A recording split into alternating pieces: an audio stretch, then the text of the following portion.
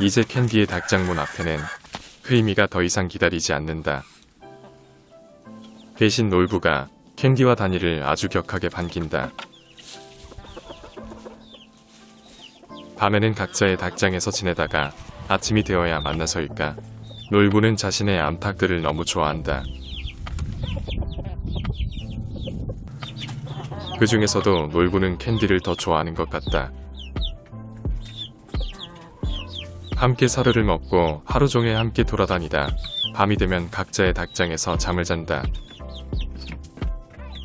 놀부를 캔디와 같은 닭장에서 지내지 않도록 하는 이유는 이곳은 병아리들을 키우기 위해 마련된 특별한 장소이기 때문이다.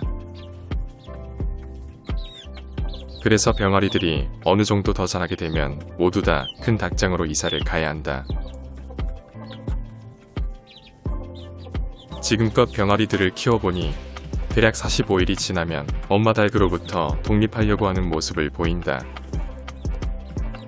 그래서 태어난 지 50일이 지난 병아리들은 이제 엄마가 보이지 않는다고 해도 더 이상 울지 않는다.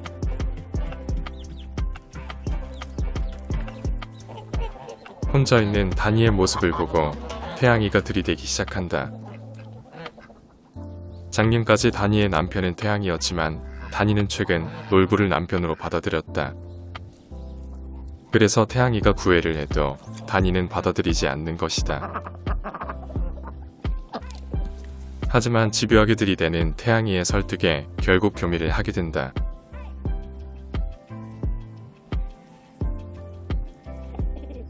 한 번으로는 부족했는지 또 다시 들이대는 태양이. 예측하건대 머지않아 암탉 문제로 결국 태양이와 놀부는 싸움을 하게 될 거라 생각한다. 지금까지 수컷들이 싸우는 것을 지켜봤는데 대부분은 암컷 아니면 먹는 문제가 원인이었기 때문이다. 그리고 그것은 인간 사회에서도 마찬가지인 것 같다.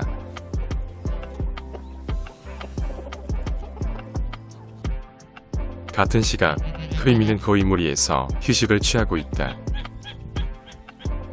아직까지는 덕이라는 수컷 거위 밑에서 지내야 하고 좋아하는 암컷 거위 하나 없지만 나는 아직 크리미에게 기대를 걸고 있다. 크리미는 수컷 거위들 중에서 가장 어린 나이이지만 체격은 제일 크기 때문이다. 게다가 그동안 나에게 욕을 해대는 모습을 보니 성깔도 상당히 있다고 보여진다. 하지만 이번 산란철에는 어렵다고 보고 1년 뒤를 기약하고 있다. 그때가 되면 레오처럼 암컷 거위 몇 마리를 데리고 분가하든지 아니면 덕이를 상대로 이겨서 암컷 거위들을 다 차지하든지 할 것이다. 그리고 그렇게 되려면 그동안 암컷 거위들을 잘 포섭해야 하고 싸워서 이길 수 있는 힘을 길러야 한다. 제리 가족은 자기들끼리 잘 지내고 있다. 녀석들은 다른 닭들과는 교류를 거부한 채 오로지 자기들끼리만 먹이를 먹고 돌아다니며 함께 잠을 잔다. 캔디의 병아리가 2달 전쯤 처음 제리 가족으로 입양될 때만 해도 덩치가 꽤 작았고 잘 지낼 수 있을까 걱정했었다. 하지만 지금은 제리보다도 더 크게 자랐다. 아마도 녀석은 놀부의 핏줄이다 보니 청개임에도 불구하고 꽤 덩치가 크게 자랄 것 같다. 녀석에게 한 가지 아쉬운 점은 자신을 낳고 키워준 진짜 엄마인 캔디를 전혀 기억 못한다는 것이다. 캔디가 분명 근처에 있는데도 불구하고 전혀 못 알아보는 듯 다가가지를 않는다. 아주 어릴 때 헤어졌기 때문에 그럴 수도 있겠다 싶지만 뭔가 냉정함이 느껴진다. 그리고 그런 면에서 크리미의 행동은 더더욱 이해할 수 없고 대단함을 느낀다.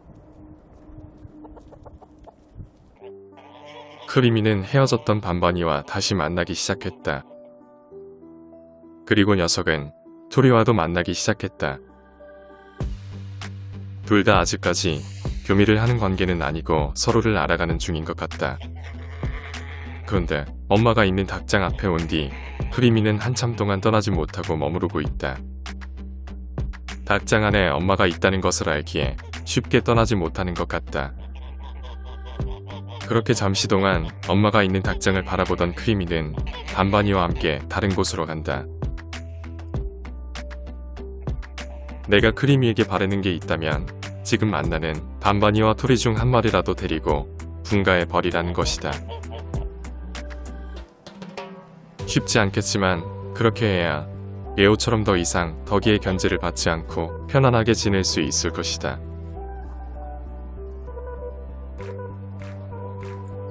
다니는 이제 더 이상 병아리들을 챙기지 않는다.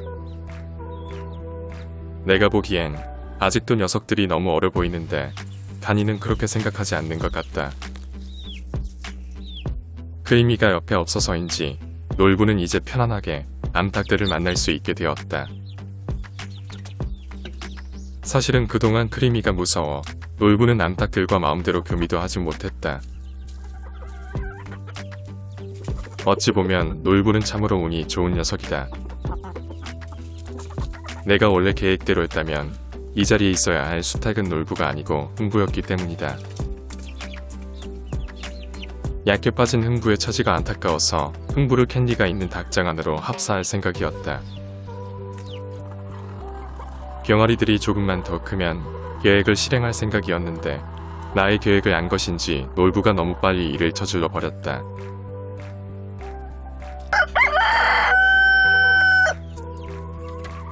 결국 공장에서 내가 가장 아끼는 두 마리의 암탉을 차지한 놀부는 정말로 운이 좋은 녀석이다.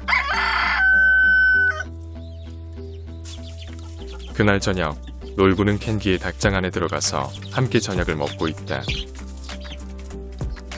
그런데 이상한 점은 병아리들이 함께 사료를 먹지 않고 구석에서 눈치를 보고 있는 것이다.